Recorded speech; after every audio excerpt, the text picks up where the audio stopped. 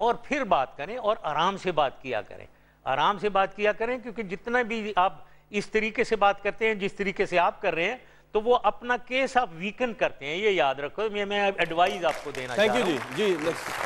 Force उसमें होता है, फोर्स लॉजिक और आर्गुमेंट में होता है, फोर्स शोर मचाने में, इमोशनलिज्म दिखाने में, गुस्सा दिखाने में नहीं होता फोर्स। मतलब गुस्सा तो आप जितना कर रहे हैं उससे डबल मैं गुस्सा कर सकता हूं, अगर आप लड़ना चाहते हैं मैं उससे डबल में लड़ता रहा हूं पहले। तो ऐसी बात ना किया करें, आराम से बैठे, आराम से सोचें। जी आप सवाल पूछ लीजिए। अस्सलाम वालेकुम sir, my name is Madiha और मैं गवर्नमेंट कॉलेज यूनिवर्सिटी से हूँ। मेरा क्वेश्चन ये है कि आपके अरेस्ट वारंट इशू हो चुके हैं पाकिस्तान में, तो आप फिर भी पाकिस्तान आना चाह रहे हैं, आप इस इशू को बॉदर ही नहीं कर रहे कि आपके अरेस्ट वारंट इशू हो चुके हैं? ये क्योंकि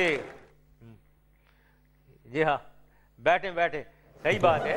ये बहुत सी चीज़ें, ये लीगल इशू है जो मुझे पता नहीं है, लेकिन अगर ये बहुत सी चीज़ें पॉलिटिसाइज केसेस हैं और मुझे डराने की भी कोशिश हो रही है कि मैं ना आऊँ, लेकिन मैं आऊँगा ज़रूर। और इन केसेस को, जितने भी केसेस हैं जो रेफरेंसेस लोग दायर करेंगे, उनको फेस करना पड़ेगा कोर्ट्स में, इसकी वजह से मैं डरूंगा नहीं। जी नेक्स्ट सवाल प्लीज। थैंक यू, ये जवाब उन्होंने दे दिया जी। नेक्स्ट सवाल। अस्सलाम वालेकुम सर, मैं इमरान बाजवा एफसी कॉलेज से, जहाँ जिस कॉलेज में आप भी पढ़ते रहे हैं, वहाँ पे एक नसीर हेयर ड्रेसर है, शायद आप जानते भी हों।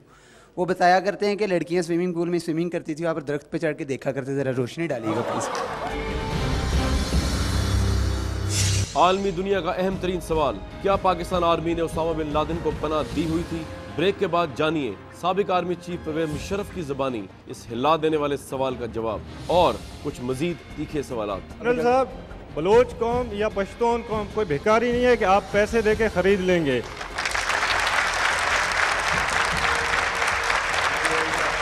आपको आज भी उधर फिरौन की नज़र से देखा जाता है, आपको फिरौन कहा जाता है। एक ऐसे आदमी की क्या क्रेडिबिलिटी है जिसने पूरी दुनिया के सामने पाकिस्तानियों को बिकाऊ माल के तौर पे पेश किया? किस मुंह से आज आप अपने आप को कौमी लीडर कहते हैं?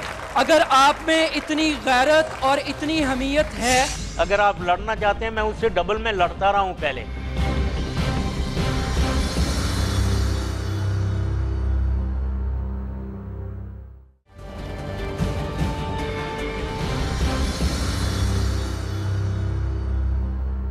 अस्सलाम वालेकुम सर, मैं इमरान बाजवा एफसी कॉलेज से, जहाँ जिस कॉलेज में आप भी पढ़ते रहे हैं, वहाँ पे एक नसीर हेयर ड्रेसर है, शायद आप जानते भी हों। वो बताया करते हैं कि लड़कियाँ स्विमिंग पूल में स्विमिंग करती थी, वहाँ पर दरख्त पे चढ़ के देखा करते, ज़रा रोशनी डालिएगा प्लीज़।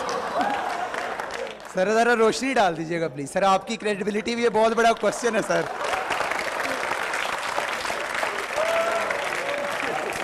मैं इनसे पूछूंगा कि ये एफसी कॉलेज के हैं, उस जमाने में किनेट कॉलेज की लड़कियां आकर यहाँ स्विमिंग करती थी, पता नहीं अब होता है या नहीं।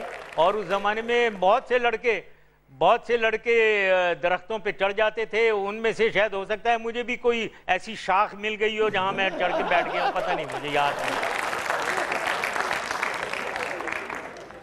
राइट सर मेरा आपसे सवाल है कि एक ऐसे आदमी की क्या क्रेडिबिलिटी है जिसने आर्टिकल 6 के तहत पाकिस्तान का कानून तोड़ा, जिसने पूरी दुनिया के सामने पाकिस्तानियों को बिकाऊ माल के तौर पे पेश किया, जिसने अदलिया पर शब खून मारा, जो हमेशा नो नवाज शरीफ नो बेनज़ीर का नारा लगाता रहा और एंड में पूरी कौम के मुंह पर NRO की कालक मलकर गया।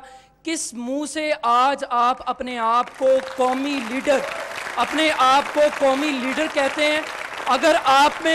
अगर आप में इतनी गैरत और इतनी हमीयत है तो आइए आज़ाद अदलिया को फेस कीजिए, अपने इल्ज़ामात का जवाब दें और अपनी क्रेडिबिलिटी को प्रूव करें। शुक्रिया। सही बात है ना। ये आपने काफ़ी चीज़ें जो मेरे अगेंस्ट एक्यूजेशन है उनके बारे में आपने कहा है। आपने NRO का जिक्र किया, जिसके ऊपर पहले भी मैंने कौम से कहा है कि ये मैं बड़ा रिग्रेट करता हूँ अभी विद हाइंडसाइट कि मुझे NRO को नहीं लगाना चाहिए था, लेकिन उसकी वजूहत भी मैंने बता दी हैं। बाकी आपने कहा कि अदलिया के बारे में कहा है, उसकी कुछ वजूहत थी। शुरू में मार्च में जब मैंने रेफरेंस एक दिया है, प्राइम मिनिस्टर की तरफ से रेफरेंस एक आता है, उस रेफरेंस को आप पढ़ें अगर नहीं पढ़ा है। उसके अंदर कुछ शिकायत हैं प्राइम मिनिस्टर की तरफ से जो आई, उसमें चीफ जस्टिस के अगेंस्ट शिकायत हैं। मैंने उसके ऊपर कोई अनकॉन्स्टिट्यूशनल चीज नहीं की। सॉरी सर, मैंने उसके ऊपर कॉन्स्टिट्यूशनल और लीगल तरीके से इतनी सुप्रीम जुडिशल काउंसिल को दिया है। आपकी इस क्रेडिबिलिटी को देखते हुए, आपके ट्रैक रिकॉर्ड को देखते हुए एक मर्तबा फिर आपसे धोखा खाएगी, एक मर्तबा फिर आपको एक फौजी के तौर पे लेगी जर्नैल पे। क्या अभी भी आप इस बेवकूफ़ी का शिकार हैं? ओके ओके, अभी इसका मैं जवाब यही देना चाहता हूं, अगर आप समझते हैं, और वरना आप नवाज शरीफ को वोट डालें जिसने सुप्रीम कोर्ट के ऊपर हमला करवाया, पूरा हमला उन्होंने सुप्रीम कोर्ट के ऊपर करवाया, और या उनके लिए वोट डाल दें आप उनको। आपको मैं मेरी रिक्वेस्ट ये है, आप उनको वोट डालें जिन्होंने सुप्रीम कोर्ट के ऊपर हमला करवाया था। अच्छा जी, नेक्स्ट क्वेश्चन प्लीज जी। अस्सलाम वालेकुम जनरल साहब, हमने 10 साल पीपी की हुकूमत को भी देखा, 89 से हमने पीपी के 2 अदवार देखे, मुस्लिम लीग नून के 2 अदवार देखे, आपके भी 10 साल देखे। आपने फिर बात की कि लोगों की वेलफेयर की, पाकिस्तानी अवाम की, डेवलपमेंट ऑफ स्टेट की बात की। आप मुझे बताएं, आपने खुद क्या किया, इन्होंने क्या किया? हम तो जब से पाकिस्तान बना है सज़ा ही भुगत रहे हैं, हम पाकिस्तानी होने की सज़ा भुगत रहे हैं, तो हम आपको वोट दोबारा क्यों दें?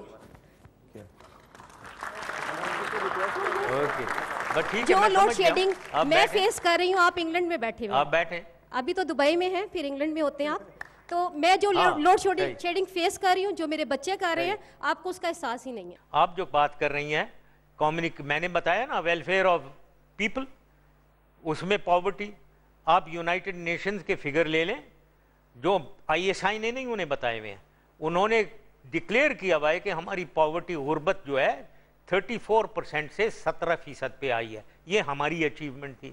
फिर आप एम्प्लॉयमेंट ले लें, उस वक्त नौकरियां लोगों को खुली मिल रही थी, मजदूर नहीं मिलता था कंस्ट्रक्शन के लिए, ये सूरत हाल थी कंस्ट्रक्शन एक्टिविटी की।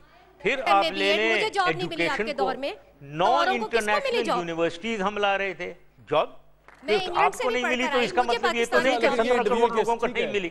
आप पूछ लें सवाल। अस्सलाम वालेकुम, मेरा नाम अतीकुर रहमान है और मेरा ताल्लुक़ DC यूनिवर्सिटी से है। मेरा सवाल ये है कि आप नवाज शरीफ के दौर को बड़ा बुरा भला कह रहे हैं, लेकिन आप शायद ये भूल रहे हैं कि उसकी वजह से आप एटॉमिक पावर बने, जिस पे आप बड़े जो सारे फौजी जो हैं वो दंडनाते फिरते हैं, लेकिन जब आप पावर में आए तो आपने AQ खान को नज़रबंद कर दिया। जी जनाब मुशर्रफ साहब, ये सवाल है आपके लिए। एक्चुअली न्यूक्लियर टेस्ट करने के हवाले से नवाज शरीफ साहब उसके खिलाफ थे कि नहीं करना चाहिए, और बहुत से और लोग थे जिन्होंने फोर्स किया कि टेस्ट करना चाहिए। ये भी मैं आपकी इंफॉर्मेशन के लिए बताना चाहता हूँ, इसको इधर छोड़ते हैं। उसके बाद आपने, लेकिन जो कुछ भी हुआ अल्टीमेटली जिस किसी ने करवाया बहुत अच्छा किया। अब आ जाते हैं AQ खान साहब के ऊपर। AQ खान साहब के ऊपर मैं ये बताना चाहता हूँ, अनफॉर्चुनेटली उन्होंने पाकिस्तान को जितना नुकसान पहुंचाया, एक तो फ़ायदा पहुंचाया कि उन्होंने न्यूक्लियर हमें कैपेबिलिटी दी, उसमें सिर्फ एनरिचमेंट की कैपेबिलिटी दी। ये भी याद रखें एक बात कि न्यूक्लियर चेन में बहुत सी चीज़ें होती हैं, एनरिचमेंट होती है, उसके बाद एनरिच्ड यूरेनियम को बॉम्ब बनाने में होती है, उसके बाद उस बॉम्ब को ट्रिगर मैकेनिज्म के ज़रिए फाड़ने की होती है, उसके बाद उसको डिलीवरी सिस्टम में फिट करके डिलीवर करने की होती है। AQ खान साहब का रोल सिर्फ एनरिचमेंट, मेटलर्जिकल एक्सपर्ट, एनरिचमेंट उनका रोल था।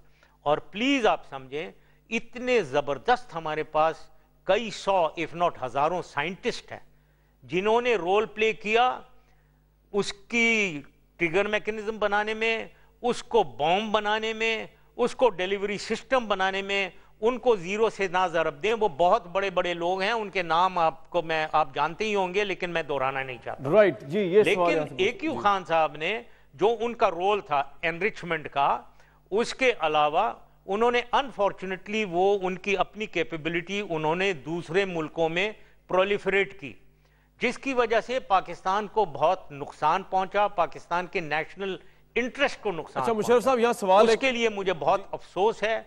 और मैं ये बताना, एक एंड में मैं ये कहना चाहता हूं, एक सेकंड, कि मैं आपको बताना चाहता हूं कि अगर मैं ना होता तो मेरे ख्याल में AQ खान साहब बहुत खतरे में थे। मेरा ये ख्याल है कि मैंने AQ खान साहब को एक्चुअली बचा कर रखा हुआ है पाकिस्तान में, और आराम से जो वो रह रहे हैं वो मेरी वजह से रह रहे हैं, ये भी आपको पता होना चाहिए। एक इंडिविजुअल AQ खान जो है वो विदाउट एनी एस्टेब्लिशमेंट सेटअप की हेल्प और सपोर्ट के इतना बड़ा काम कर सकते थे? यस, वो हो सकता था, क्योंकि वो ज़माना वो था कि टोटल ऑटोनॉमी इनकी साइंस ऑर्गेनाइजेशन को दी हुई थी। KRL जिसके ये हेड थे, इनको कंप्लीट फाइनेंशियल अथॉरिटी, ऑटोनॉमी और सिक्योरिटी भी इनकी अपनी होती थी। कोई बाहर से दखल अंदाज नहीं हो सकता था। पैसे इनको मिल जाते थे, उसे ये जो मर्जी करें, और सिक्योरिटी भी इनकी अपनी होती थी, जिसको मर्जी लगाएं, इंचार्ज जो कुछ करें।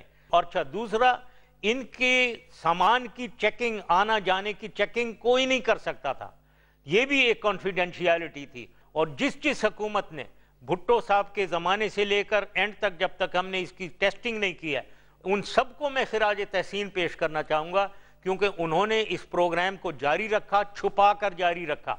तो ये सारी चीज़ें ठीक हो रही थी, लेकिन उसकी वजह से प्रोलिफरेशन बिल्कुल हो सकती थी, और ये अकेले कर सकते थे, और इन्होंने की, और एक दो लोग इनके साथ और शामिल हुए। ये सवाल का जवाब आ गया।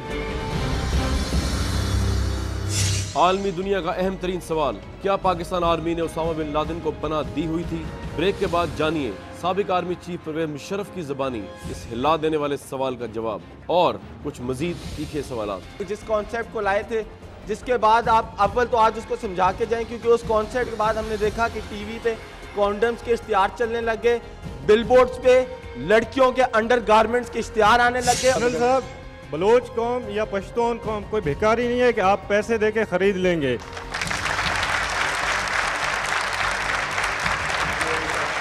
आपको आज भी उधर फिरौन की नजर से देखा जाता है, आपको फिरौन कहा जाता है। झूठे मकान लोग। आप क्या बात कर रहे हो? तुम्हें तो मेरे ख्याल में फिगर भी नहीं पता भाई, और आप मेरे ख्याल में दिमागी तौर पे इंडोक्ट्रिनेटेड हैं।